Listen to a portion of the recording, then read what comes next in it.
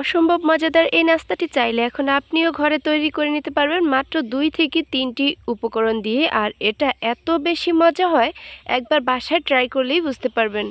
আশা করছি আজকের ভিডিওটি না টেনে সম্পূর্ণ দেখবেন, তাহলে আপনিও অনেকটা ইন্টারেস্টিং হবেন। বাই দ্য ওয়ে, আসসালামু আলাইকুম everyone, welcome to Naba Islam kitchen. কি অবস্থা, সবাই কেমন আছেন? আশা করছি অনেক অনেক ভালো আছেন। তো ভিডিওটি না টেনে সম্পূর্ণ দেখার অনুরোধ রইল।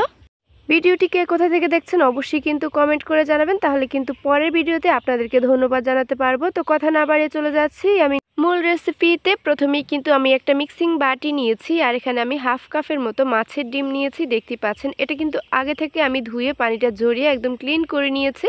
এবার হাত দিয়ে ভালো করে মথে নিচ্ছে।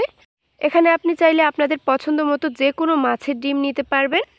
আরও একটা কথা, আপনি আপনার প্রয়োজন অনুযায়ী বাড়িয়ে কিংবা কমিয়ে এই জিনিসটা অ্যাড করতে পারবেন। তো আমার প্রয়োজন অনুযায়ী কিন্তু আমি এখানে হাফ কাপের মতো ডিমটা নিয়েছি। হাত দিয়ে ভালো করে মেখে এবার উপরে যে আবরণটা ছিল সেটা আমি ফেলে দিচ্ছি।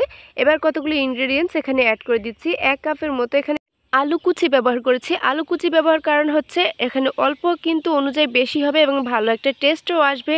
1 কাপ পেঁয়াজ কুচি অ্যাড করে দিয়েছি। এখানে 8 থেকে 10টি কাঁচামরিচ কুচি অ্যাড করেছে ঝাল প্লাস ফ্লেভারের জন্য। আর মাছের যে একটা ব্যাড স্মেল থাকে সেটা দূর করার জন্য এখানে আমি লেবুর রস অ্যাড করেছি মোটামুটি 1 চা চামচ পরিমাণ। আমার হাতের এই লেবুটা কিন্তু দেখতে মাশাআল্লাহ অনেক সুন্দর ছিল, কিন্তু ভেতরে রস একেবারেই কম ছিল। তো যতটুকু ছিল আমি সম্পূর্ণটাই এখানে চিপে অ্যাড করে দিয়েছি। এখন আবার কতগুলো শুকনো ইনগ্রেডিয়েন্টস অ্যাড করে দিচ্ছি। জিরা এবং ধনিয়া গুঁড়া মিলে 1 চা চামচ ব্যবহার করেছি। হাফ চা চামচের থেকেও কম আদার পেস্ট ব্যবহার করেছি। হাফ চা চামচ রসুনের পেস্ট ব্যবহার করেছি। 1 চিমটি পরিমাণ এখানে গরম মশলা গুঁড়া অ্যাড করেছি। সুন্দর একটা ফ্লেভার আসবে এবং টেস্ট অনেক ভালো আসবে। সাথে অ্যাড করে দিয়েছি হাফ চা চামচ হলুদ গুঁড়া, হাফ চা চামচ মরিচ গুঁড়া। মরিচ গুঁড়া আপনার টেস্ট অনুযায়ী এখানে অ্যাডজাস্ট করে নেবেন।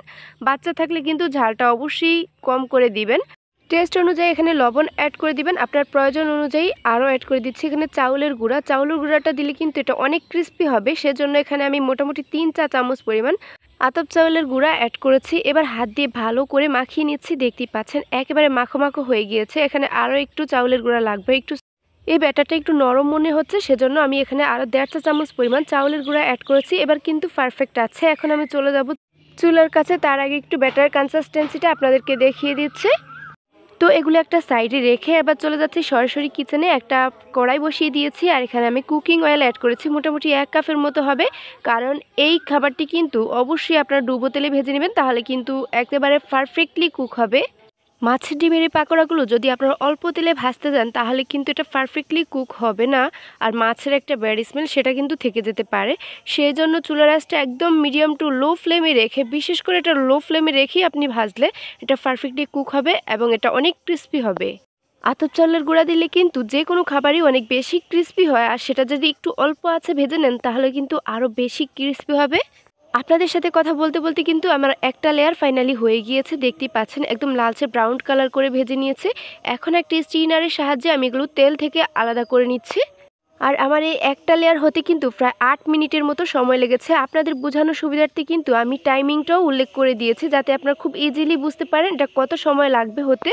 কার কাছে কেমন লাগে আমি জানি না, তবে আমার কাছে মাছের ডিমের এই পাকোড়াটি অনেক বেশি মজা লাগে। আর এটা খাওয়ার সময় যে সুন্দর একটা সাউন্ড হয় সেটা জাস্ট অসাধারণ।